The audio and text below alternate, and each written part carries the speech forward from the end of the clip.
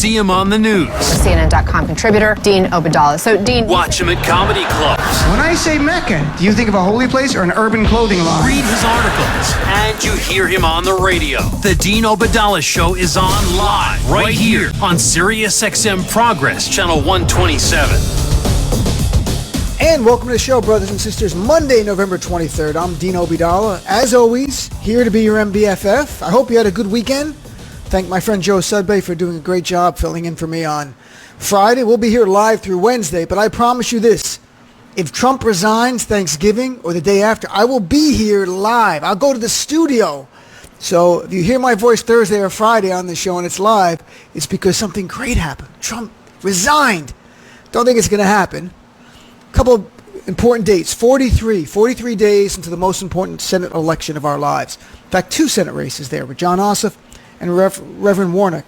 We have Congressman Hank Johnson on later today. He's from Georgia. He's going to tell us about the race, what's going on there, and what we can do to help in this election. In fact, on Wednesday, we have the state Democratic chair from Georgia on, because each week we're going to have people on from Georgia to talk about the race, to engage us, hopefully encourage people to volunteer, and if you've got extra money, make a donation. That's up to you. 58 days till January 20th, or as I call it, Freedom from Trump Day. That's right, Freedom from Trump Day, folks. It's going to be huge. I'm looking forward to it. And we're getting more and more that's happening. I mean, there's always, I had concerns at different times. I sort of fluctuated my concern level, but now it's looking really good. Trump's had a bad few days in terms of his coup. First, just a short time ago, in case you haven't heard, today was the vote of the Michigan Board of State Canvassers to certify the election results. And Donald Trump and GOP members, the leader of the Republican Party in Michigan, and others were pressuring the two Republicans on the board of four people to vote against certifying it, so that it would be a 2-2 deadlock, just to slow this down, because it's part of the Trump coup plan is to not allow enough states to certify so that the House of Representatives will appoint Donald Trump as president come January 6th. Well, a short time ago, the Michigan State Board of Canvassers voted 3-1 with one abstention. So they certified the results. One Republican voted yes, a young lawyer who was on the board. An older Republican abstained. The results are Michigan's 16 electoral votes will go for Joe Biden. And the vote is not until December 14th under federal law, but that's what's going to happen now. There's really no lawsuits in Michigan. The Trump team got rid of their one. They might file new ones, but as you might be seeing a pattern, they're losing them all. Pennsylvania, Saturday night, got a great results over the weekend. Trump campaign, and that's the one Rudy Giuliani himself personally went and argued before a federal judge, before Matthew Brand. Went up there, he argued, and the judge, by the way, they keep talking about him as an Obama appointee. Yes, he is an Obama appointee, but he's a Republican. He's actually a member of the Federalist Society. He was championed by Pat Toomey, the Republican senator in Pennsylvania, and Obama appointed him. And I guess that was in a time when President Obama was doing the let's be friends with Republicans part of his presidency early on. In any event, Matthew Brand is a really conservative guy, the judge. He tossed the Giuliani-Trump lawsuit, and if you read the opinion, it is one of the most scathing opinions I have read from a federal judge on paper, just devastating. The claims of massive fraud. They went in there, the judge actually wrote strained legal arguments without merit and speculative accusations and were unsupported by the evidence. And the judge was just stunned by the claim of Trump that you should throw out millions of votes. Millions. Just disenfranchising millions of people. That's what they were asking for. This is a remarkable scenario. In fact, it is getting so bad. Rush Limbaugh today on his show actually talked, I'm not even joking, talked about the press conference of Giuliani and all these boasting about allegations and braggadocious. And even Rush is like, where's the evidence, guys? You made all these claims and you haven't shown it. And Rush even says it's not good. Here's clip number 1, please, Robbie. You call a gigantic press conference like that, one that lasts an hour, and you announce massive bombshells then you better have some bombshells. There better be something at that press conference other than what we got, such as a hacker who can tell us, yep, everything these guys have said is true. I've looked into it. I've run the software. I've hacked this. I've hacked that. Even put him behind a screen if you want to protect his identity. But you can't. I talked to so many people who were blown away by it,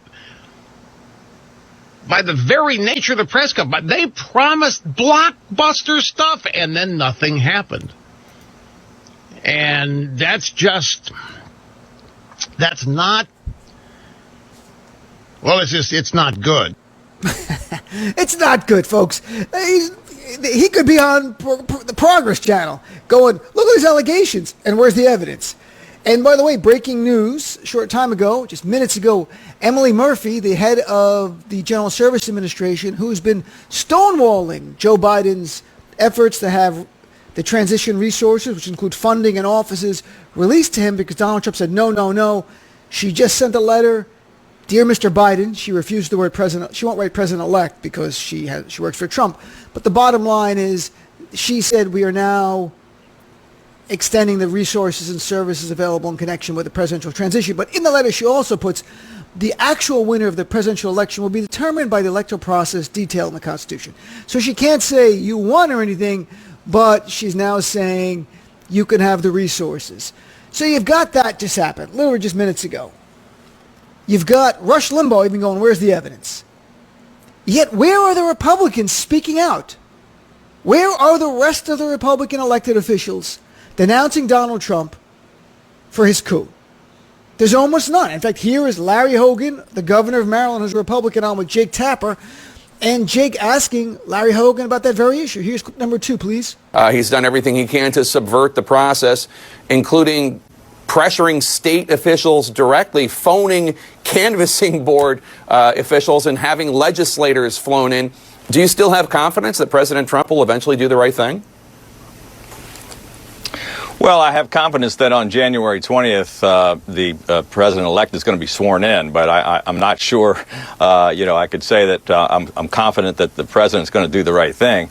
Look, I thought the pressuring of the legislators to try to somehow, change the outcome with electors was completely outrageous. And quite frankly, we used to go supervise elections around the world, and we were the most respected, country with respect to elections. And now we're beginning to look like we're a banana republic. It's time for them to stop the nonsense. It just gets more bizarre every single day. And frankly, I'm embarrassed that more people in the party aren't speaking up. And then Jake Tapper says to Larry Hogan, the governor, why are more people in your party not speaking up? Here's clip number 3. Why do you think so few of your colleagues are willing to demonstrate even basic integrity and honesty here? Well, I just don't think there are a lot of profiles in courage, frankly, Jake. We all know how vindictive the president can be, how powerful his Twitter account is, and, how he can really pressure Republicans and go after them. Very few of us are willing to stand up, but there are more and more. A number of my gubernatorial colleagues, a number of senators, quite a few House members, and I think that's slowly growing every day. And I think the others are quietly talking and telling the president their advice about what he should do. He's just not following any of the advice. 3 weeks ago was Election Day. We had Joe Biden declared the winner November 7th. All the lawsuits have been thrown out except for a handful left, barely, and they're all garbage, to be blunt with you. You've got no evidence of massive fraud shown. And then Larry Hogan says what I think he probably sincerely believes, because he seems like a responsible Republican guy, that there are Republicans fearful of Donald Trump. I believe there are probably some who are fearful. But here's the reality. Here is my view. The GOP elected officials are silent, almost all of them, or defending Trump. Their silence is not because they really fear Donald Trump. They're silent because they agree with Donald Trump. The GOP is the party of fascism. They are about acquiring and holding power at all costs. That's what they are. Trump, I've said countless times, is not an aberration. He's a manifestation. He is what fascism looks like in 2020. That's what it is. And I mean that in the academic sense. Of fascism really is the idea of undemocratic methods to acquire and retain power. There's also other telltale signs involved in fascism. Trump checks all the boxes. Pitting people in your own country against each other. Defending violence when done by your supporters. Trump has done that. Hyper-nationalism. Trump has done that. A return and a promise of nostalgia. Greater days from the past. Returning that. He's done everything. He is what fascism looks like. So the next step and the logical step is, of course, overturn this election with a coup, and it is a coup, overturn the Biden presidency, because that's what they're trying to do, and that's the way it should be talked about in the media. They're trying to overturn the Biden presidency. That's what this is. And install Donald Trump for president for 4 years or beyond that. Because what does the Constitution mean to fascists? Nothing. That's what we're dealing with here. And we have Joe Biden's approach, and I understand it. I disagree with it, but I understand it. His approach has been to remain above the fray, and only they ask questions about what's your reaction to Donald Trump's attack on democracy. He said things like Friday, it's totally irresponsible. And they asked, what's your message to people concerned about Trump's electoral attacks? He said, quote, hang on, I'm on the way. Great, I get it. I understand why he says that. And also leading Democrats, for most part, have followed the lead because Joe Biden is going to be president and he's leader of the Democratic Party as president. So they've not called this a coup. They've not said it's authoritarian power grab or that it's fascism and what fascism looks like in 2020. They're not. And that is the worst strategy of all. Not because Trump's going to succeed here. He's not going to succeed. Joe Biden will be president January 20th. There's no doubt any longer. It's that it is laying the groundwork for the next Trump. It could even be Trump in 4 years. Or another Trump person in that family of horrific people. Or someone Trump-esque who aspires to be a fascist, who aspires to be an authoritarian, who we can't defeat in the ballots because they have so rigged the system because there was no pushback and no penalty for what they're doing right now. And those are not just my words. Ruth Ben-Ghiat was on this show last week, an authoritarian expert. We chatted about this more detail. And she said it very clearly that the worst response of all is silence. The worst response is hope it's going to go well, and it goes well, without calling it out. She talked about Mussolini and Putin and others like that. They have no respect for democratic principles, and they are bullies. And when you don't stand up to them, or you do the silence above, we'll say, above the fray response, it's a sign of weakness to them and emboldens them, and it's going to embolden other Republicans in the future who are going to follow the same game plan we've seen, which is, doesn't matter if you lose the election by 4%, doesn't matter if you lost 306 about 230 electoral votes. No, you're going to call local elected officials, GOP, and maybe you can get just a few, enough over the line to overturn this election. The fact we had to sit here, many of us on pins and needles, waiting for the GOP state canvassing board to certify an election that Joe Biden won by 150,000 votes, folks, tells you how dangerous of a place we are in. This is not an aberration. This is the future. This is the ghost of Christmas future. This is the ghost of fascism future. It is right here in front of us. That's why Joe Biden leading Democrats have to take some time to call this out, and they don't have to make it Republican-Democrat, and I would not recommend it. You make it about standing up for our democracy. You make it a pushback on Trump's attempts to disenfranchise or throw out the votes of hundreds of thousands of African-American voters in Detroit and Milwaukee and Atlanta. It's not a coincidence they want to disenfranchise black voters. That's what they've been about. You're fighting for our democracy.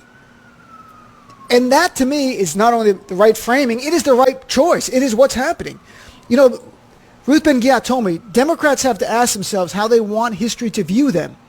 As those who fought ferociously against Trump's efforts to undermine our election, or as those who unintentionally appeased him with their silence, allowing him to decimate our democracy. That is in front of us. History's going to look back at this and go like, wow, they dodged a bullet. Maybe that's it. Maybe what happens in 4 years or 8 years.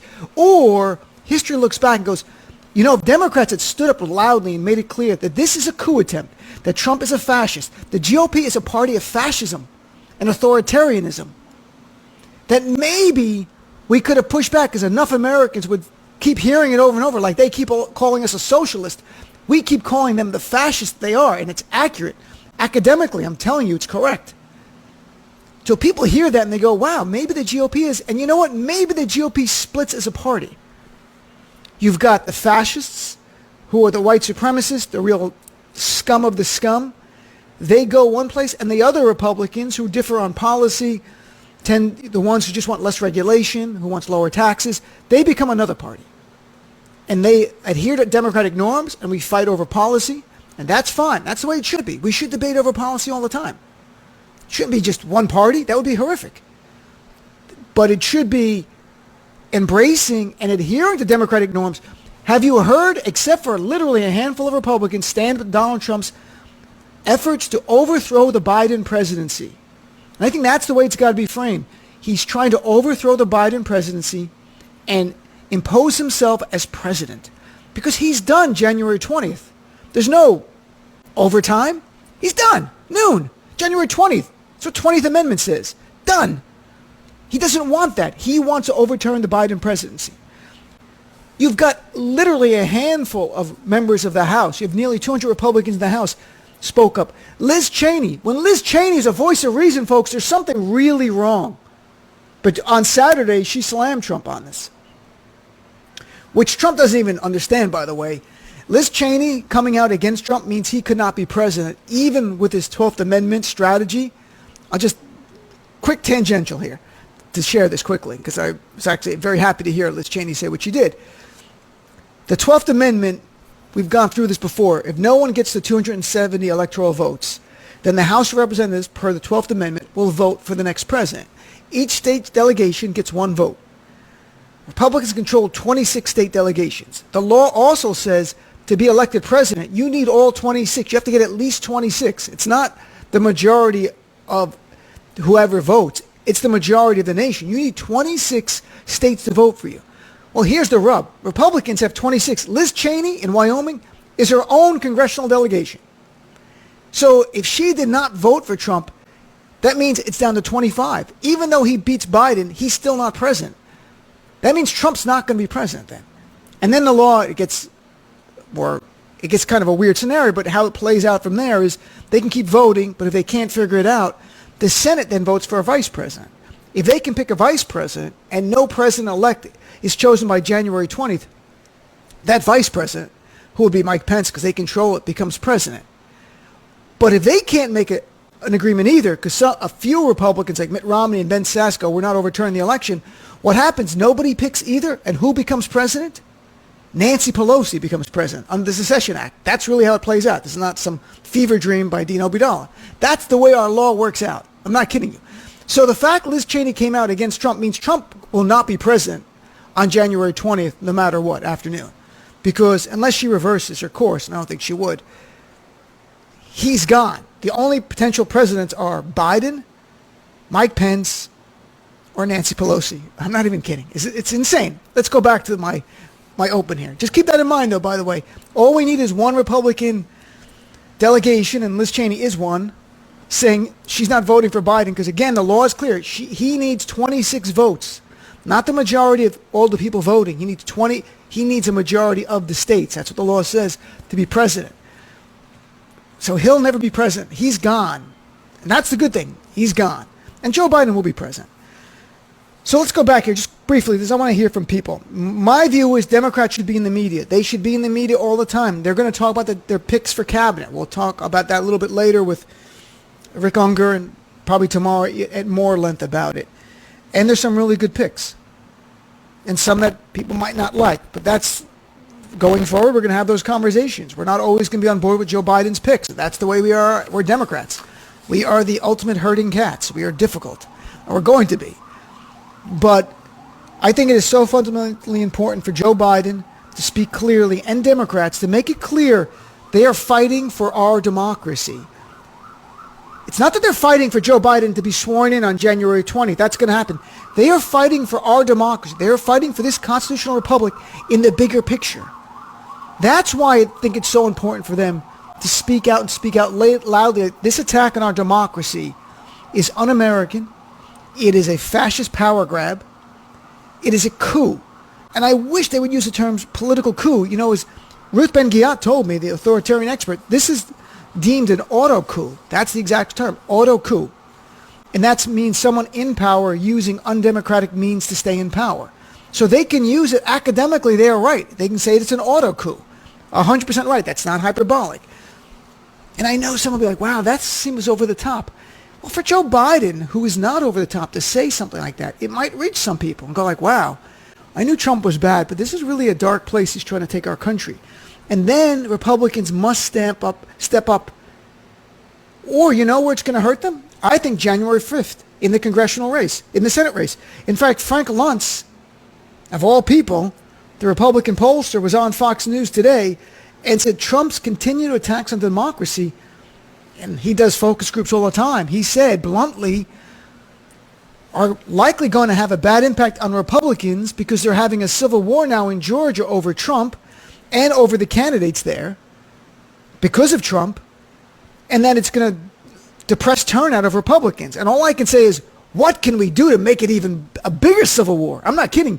We got to figure out ways to exacerbate that civil war in Georgia. I don't know how, but any ideas you've got, that's a winner, my friends. We have to make it, we have to split their parties so much that they don't even want to vote for Republicans. They want to sit home, and that's how we get control of the Senate. So I want to get your reaction here. What do you want to hear? What do you think Democrats should do? What do you think leading Democrats and Joe Biden should do? And I think it's even better now that it's clear he will be the next president. So it's not like he's fighting for himself. He's fighting for our democracy. There's a reason why 80 million Americans voted for Joe Biden over Donald Trump. Because they saw in Joe Biden an American president. And I think part of being an American president is standing up to Trump's attempted coup. It is standing up to attempts at fascism.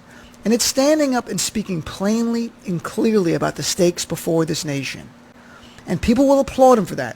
And those Republicans that don't, those Trump supporters, 70%, that don't think Joe Biden actually won the election and they're all angry, even though they have no evidence to show us, because again, I'm a lawyer. I'm all for you. Go to court, make your showing. We're 3 weeks in. There's nothing. They keep saying we're going to show the evidence. That's not. That was a cover story for the coup. But here's the truth. The people who believe Hillary Clinton ran a child sex ring out of a pizza parlor, who believe Barack Obama was born in Kenya, who believe COVID is a hoax but QAnon is real, now don't believe Biden won the election. I've got to be blunt. There is nothing you or I can do or say to change those people. We have to be adults. I don't need to demonize them. I'm not here to do that. I'm just being blunt. You can't reach them. This is who they are. We'll talk about in future shows what I hope are recipes, antidotes for future generations, but those people, and I'm not here to make fun of them, I'm not here to talk about their education level, nothing. That's not what this is about. This is what they believe. Is there anything you can say to a person that believes in QAnon to talk them out of it? Have you ever tried to talk to a birther who believes Obama was born in Kenya? Have you ever tried to talk to anyone, a few have called, that Joe Biden didn't win, there's massive fraud, and I asked for their proof, and they give me talking points from Trump's tweets? You can't reach them. There's nothing you can say or do. So don't even get mad at them. They're going to live their lives. We have to focus on those we can persuade on our own. That's my view on it all. But I think part of this is fighting for our constitutional republic, fighting for this nation. And that means standing up to a man like Donald Trump, who we all know is an authoritarian. We all know he's a fascist. And it's time for some Democrats not to be timid. And also the media. I have a new article out for NBC today where they let me use the word coup in it. It was hard. Maybe show academic research and stuff, because a lot of people in our media, especially bigger media outlets, CNN, NBC News, which I'm now writing, I'm now a contributor for NBC News online, not on air, online as well. I'm happy to be, very happy that they're welcome me to write for them as well. But they have a higher standards in the bigger media outlets. I get it. Fine. But I think they're not been equipped for Donald Trump. We've seen that for 4 years. For 2 years, they wouldn't call the guy a liar because that's not what they're designed for. They're not equipped for a fascist in the White House. It's nobody's fault. No one expected this. No one could have known this. So here we are at a place where I'm collectively, how do we wake up the media? How do we wake up people in the middle to see that Donald Trump's not a typical politician? Because if this is typical, folks, the Republic is over. Maybe not in the next 10 or 8, 12 years, but it's on the slippery slope into authoritarianism. I can't tell you. Read the book, How Democracies Die. Read Ruth Ben-Ghiat's new book, Strongmen. Read Madeleine Albright's Fascism. I cannot tell you how many examples I can give you. It's countless of robust democracies that backslid into authoritarian regimes. And they're not 1930s authoritarianism. It's not even not 1970s, 1980s Argentina. It's not death squads going around taking up dissidents and killing them. It is a power grab by essentially oligarchs running a country or a few strongmen running a nation. And democracy is done. Elections end up always, that party keeps winning over and over. So there's a charade of democracy. That's what authoritarianism looks like in 2020. Just go look at Hungary and Poland. You'll see, and Turkey. Those are real world examples. Russia is an authoritarian regime. That's not even, it pretends to be a democracy. It's not even close. It's nothing. So 866-997-474. Let's talk about it after this break with you. You're my guest right to the top of the hour.